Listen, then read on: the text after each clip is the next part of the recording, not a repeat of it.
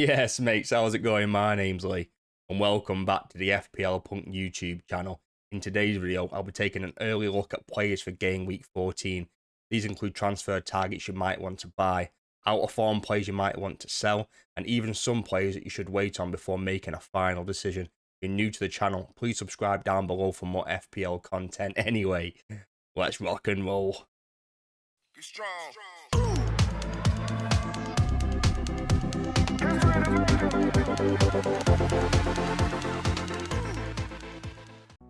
Right, mates, we have to talk about Trent Alexander-Arnold, the most expensive defender in the game at 6.9 million, still owned by 18.8% of the game, and for me, it's either a wait or a sell.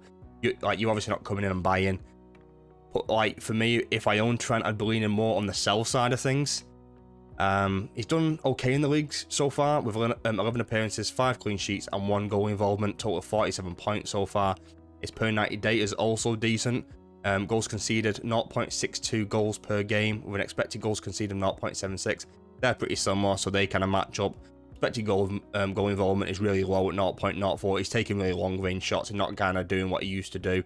But his expected assist per night is crazy at 0.31. Like he is due a massive attacking haul and sometime soon. It's like we're just not seeing it right now. He is still getting 4.3 points per game. But for me, it's just a lot of money to spend on someone that's not getting a lot of points, particularly not getting a lot of attacking points. And with the run of games that they've got coming up with Newcastle in Game Week 14, Everton away in 15, which I think is going to be a really tough game. This is the last game, Goodison Park. And I do think it's going to be a tough game for Liverpool. Fulham at home in 16, like Fulham are either really good or really bad. As we saw against Wolves, and they got spanked, but they can go away and put in a really good performance. So we don't know what kind of form's going to turn up. Spurs away in 17, where you feel like Spurs are going to score.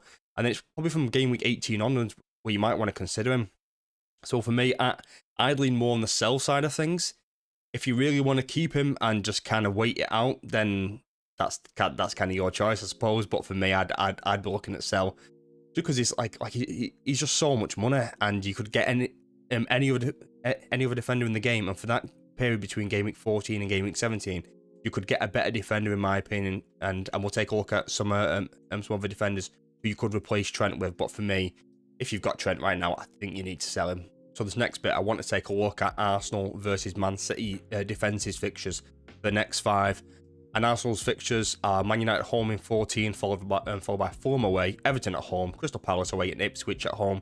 The number below that is what they expect the clean sheet to be for that game. For Man United, 0.41 clean sheets for that game.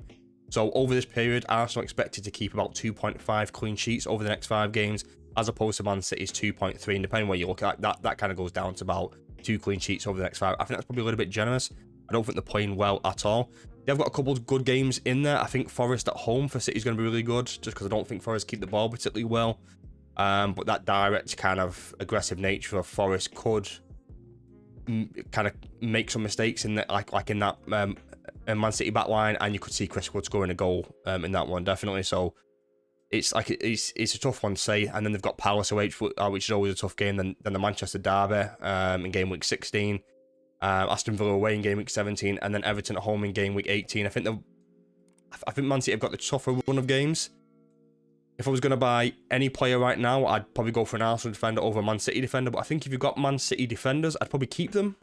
I think if you didn't get them either in Game Week 13 or Game Week 12, and you've kind of missed the boat, because you've got a couple of good fixtures there that you've kind of missed. So I'd probably kind of concentrate on the future fixtures. And with Man United at home, Man United could easily score in that game, and then that kind of cancels out some kind of return for a Man City defender up against Forest. So I don't think I'd do the move from a Man City defender to an Arsenal defender for this particular week.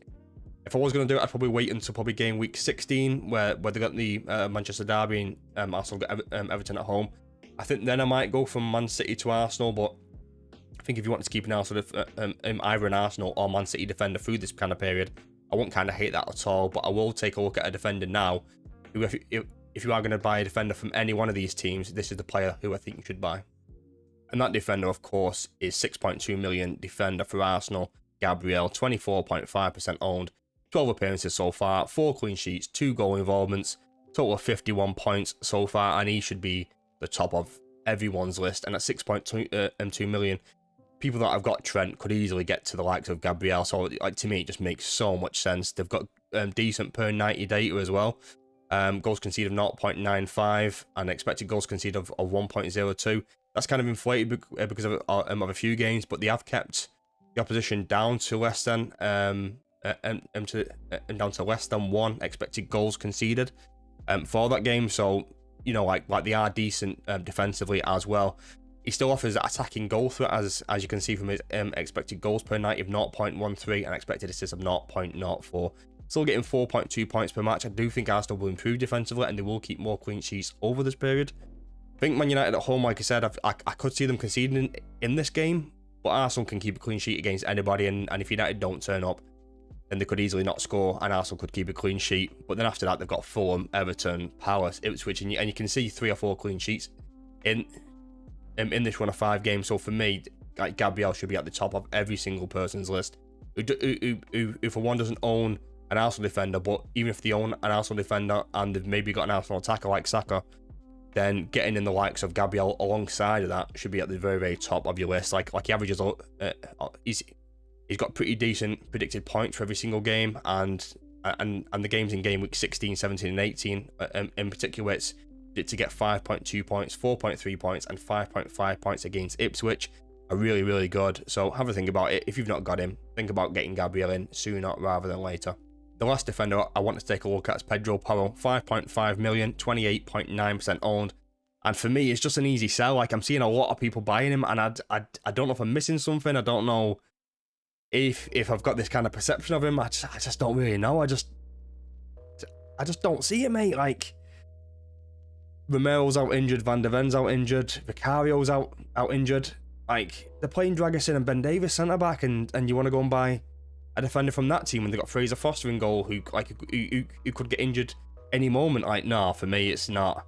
For 5.5 million, like, I just don't see it. Like, I'd go and look at Timber and just go sideways and go and get an Arsenal defender. Like, if you've got a bit more in the bank, go and get Gabriel. Like, go and get Saliba. Like go and get anybody else, or take the money down and invest in one of the cheaper guys like Aït-Nouri, or in my Brighton I've got decent fixtures, and go and get like a Van Heck or something like that. No, for me, mate, it's just I just don't see it. 12 appearances, 3 clean sheets, 3 goal involvements. Yeah, it's decent, but all those kind of come in and around this like the same games. It's like, I think he's got something like more than 2 points in only 4 games so far. It's like, nah, mate. It's just recency bias, where like he's obviously done well against City, and he's got massive points, and everyone's kind of think, oh, like this guy's done well, like, let's go and buy him. No, for me, I think I wouldn't buy him if you don't own him, and if you own him, I'd sell him. I just don't see it, mate. Like, he's got decent attacking data, 0.09 xG per 90 and 0.12 expected assists. I just don't think they're great defensively. So he's like, his clean sheet potential's like just never going to be great. So for that, I just don't see it. Don't have the greatest run of games either. Bournemouth and away in 14 is a tough game. Chelsea at home, I think they'll concede. Southampton away, yep, great game. But then they've got Liverpool and Forest after that as well, mate. I just don't see it. Now, for me, it's just such a clear sell, and I don't know why you're bringing him in. And if you have bought Pedro Porro, leave a comment down below and tell me why I'm wrong. Let's take a look at some midfielders. The first midfielder you should consider buying this week is an obvious one, but the obvious ones are sometimes the best ones. Bukayo Saka, 10.2 million, 31.7% owned, 11 appearances so far in the league, 4 goals, 8 assists, 75 points. Just an absolute machine. His key stats per 90 are really, really good. He's getting 3.93 shots per 90 with 3.39 key passes. He's got an XG of 0.3 and expected assists of 0.4 all per 90. And he's averaging 6.5 points per match. Good run of games for Arsenal from an attacking point of view. I think even Man United at home, Saka's caused problems in the past. I still think this is a really good game for him. He's in really good form. Also on penalties as well. And I think with Odegaard being back, it makes him an even better asset. For someone like me who owns someone like Bruno and a couple of other players, I'm going to try and do everything I can to try and get Saka in this week. I think he's one of the better attacking assets in the game. He's one of the more consistent and reliable assets from an attacking point of view in the game, and that's the reason why I think you just need to bring him in. He's going to start most weeks. He's going to play 90 minutes most weeks. And over this period where fixtures are very congested, they're the kind of players you want, players that are going to play and that are going to start every single week and are going to play 90 minutes more often than not. So Man United at home, Fulham away, Everton at home, Crystal Palace away, and Ipswich at home. His predicted points for every single one of the games ranges from 6.3 points away to Fulham in game week 15, all the way up to Ipswich at home. He's predicted to get 7.9 points, and they're just great returns for that period. So Saka for me is very, very high up on the list, and if you can get to him in one move or two moves, I'd probably even consider doing it for a hit. Like if it works well for your team, I just think he's a great option. Really good player moving forward, and he's just such a long-term hold for the majority of the season. So for me, Saka's very, very high on the buy list. Moving on to a player I feel like I've been talking about for weeks and weeks, Brian Mbeumo, and one of my mates put me on to Brentford's home record as opposed to away, and Brentford have scored the most goals at home this season as opposed to away where they barely scored at all. So I think he's a great home asset, a bit similar to how Newcastle was last year, I believe. So I think if you have got him and you do want to keep him, I'd probably only play him in the home games. And for me, you either kind of keep him and just keep playing him through this period, or you sell him. I think for someone like me, as much as I would love to keep Brian Mbeumo, I think I might be forced to sell to get in somebody like Saka.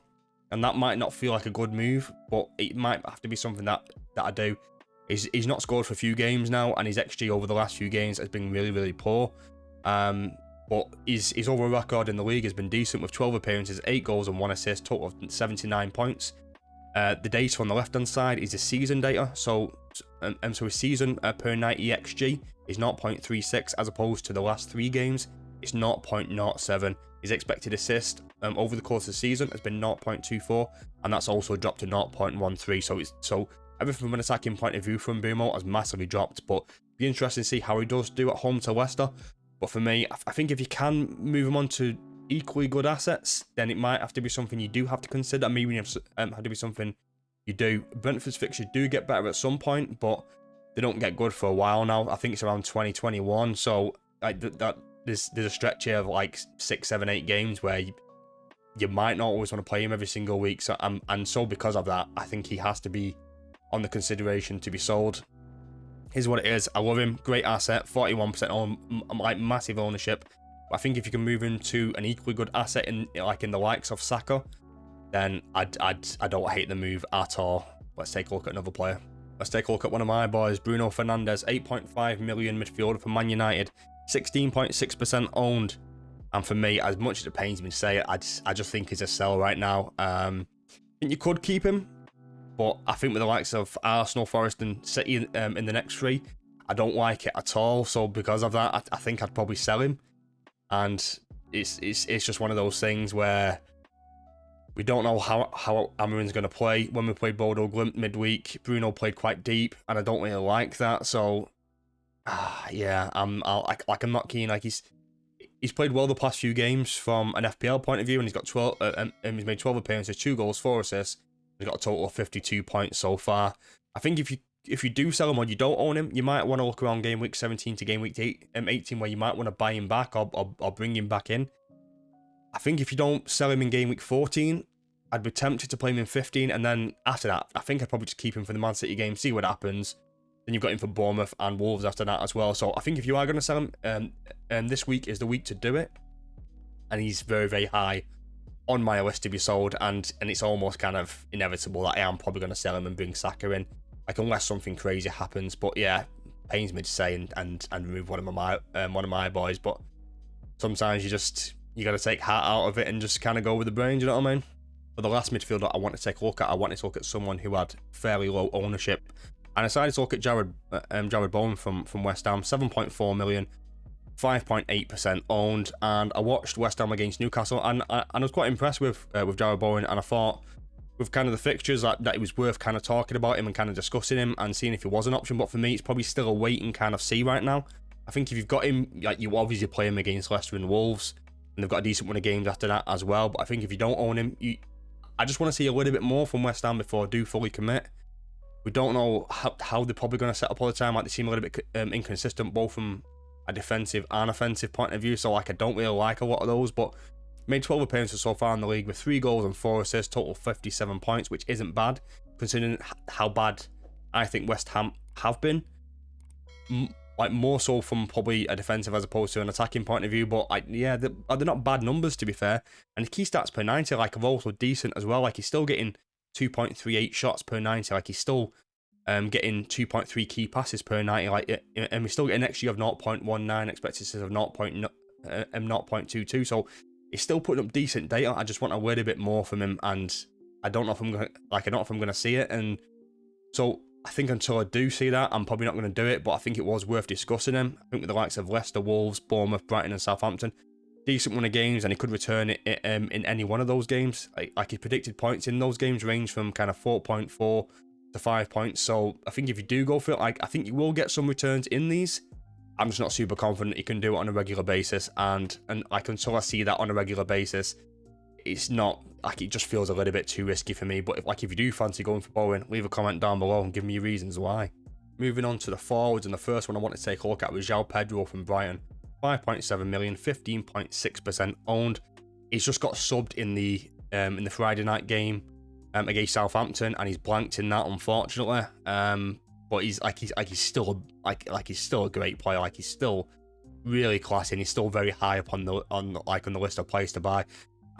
And there's a lot to like about him. That is the fact that his price, 5.7 million, is just really great value. It's the fact that he's on penalties as well. It's the fact he's playing for a good team. And like, people don't realise that Brighton are like top 5 in the league at the moment. If they win tonight, they go second. So like they're a really good team. Do you know what I mean? So I think there's a lot of factors going in favour of João Pedro, and he can play multiple positions.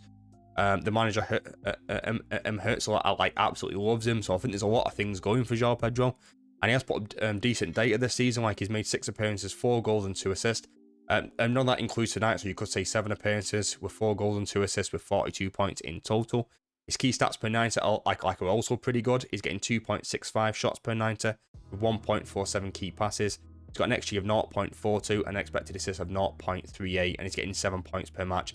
Obviously, like, it's quite a small sample size because he's only played 6 or 7 games. But yeah, I just think he's meant. I just think he's class. And I'm with the likes of Fulham, Leicester, Palace, West Ham, and Brentford. I can see him returning in quite a few of these games. But I think if you are looking for that budget forward, and you want to move on somebody like a Chris Wood and move him on somebody like a João Pedro, don't mind taking a look. I don't mind doing that move at all. And speaking of, let's take a look at the next player. May as well talk about Chris Wood if we're talking about selling Chris Wood, aren't we? And 6.6 million forward for Nottingham Forest, 23.2% owned. He's just not done well in the past few games, and he got dropped against Arsenal. I think that was just down to the fact that he was playing for New Zealand and was travelling quite a lot. I think he'll play this week against Ipswich, and it'd be interesting to see how he does get on. I think there might be a case where you could hold Chris Wood through this period. I just don't like the fixtures with Man City away, Man United away, Aston Villa at home, Brentford away, and Spurs away, like in the next 5, and then they've got a few more tough games after that as well. Really don't like it. He has scored a few goals so far this year. He's got 8 goals in 12 games with a total of 69 points. Nice. Some of his key stats per 90, 2.05 shots per 90 with 0.6 key passes. He's still got an XG of 0.44, and his expected assists are really low at 0.02, but it's all about the goals. It's all about the high XG chances. So, and Forest kind of cater to that. Yeah, for me, it's very much sell, and you could easily come down to like a João Pedro, or you could move some things around and go and get someone else. And we'll take a look at another player in a moment of someone who I think you could buy, who is around a similar price as well. So I think that's definitely something like you could consider.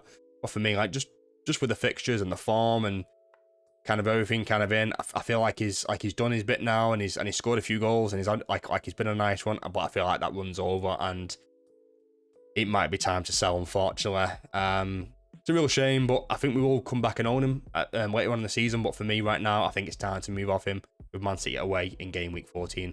Another player I feel like I've been banging on about for weeks and weeks.